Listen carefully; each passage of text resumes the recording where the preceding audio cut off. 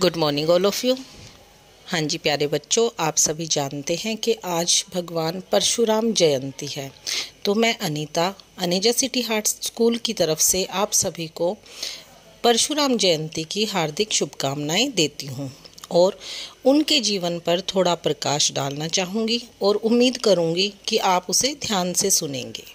हमारा भारत एक सबसे पवित्र एवं धार्मिक देश माना जाता है, जहाँ कई महापुरुषों ने जन्म लिया और हमारी पवित्र मिट्टी में तब्दील हो गए।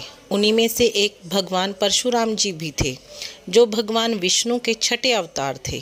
भगवान परशुराम जी का जन्म त्रेता युग में रामायण काल के दौरान माना जाता है। वे एक ब्राह्मण ऋषि के रूप में पैदा हुए थे। उनके पिता का नाम जगदग्नि एवं माता का नाम रेणुका था। उनका बचपन का नाम राम था।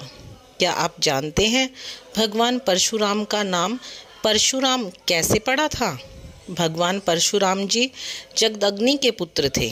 उन्हें भगवान शिव जी द्वारा परशु नामक शस्त्र प्रदान किया गया था, जिसके कारण उनका नाम परशु जमा राम से परशुराम पड़ा था। उनकी आरंभिक शिक्षा रचिक और विश्वामित्र के आश्रम से प्राप्त हुई थी।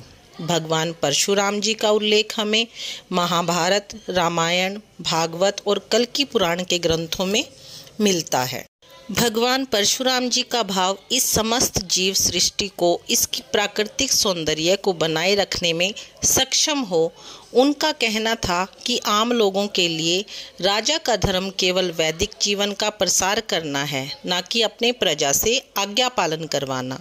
वे एक ब्राह्मण के रूप में अवश्य जन्मे थे, लेकिन कर्म से वे वाकई एक क्षत्रिय थे। उन्हें पुराणों व ग्रंथों से भार्गव जैसे के नाम से भी जाना जाता है। भगवान परशुराम जी के ये ऐसे विचारणीय विचार हमारे लिए किसी वरदान से कम नहीं हैं। इसलिए हमें भी भगवान परशुराम जी द्वारा बताए गए मार्ग पर चलना चाहिए। भगवान परशुराम जयंती यूं ही नहीं मनाई जाती। इसे मनाने के पीछे भगवान परशुराम जी का योगदान व उनकी प्राथमिकता जुड़ी हुई है। इस दिन लोग ध्यान और पूजा करने के लिए परशुराम मंदिरों में जाकर भगवान परशुराम जी को याद करते हैं। इस त्योहार को मनाने से हमारे जीवन में शुभ होता है तथा बुरी आत्माएं हमसे दूर हो जाती हैं। इसलिए परशुराम जयंती मनाना हमारे कितना जरूरी है आप समझ ही सकते हो।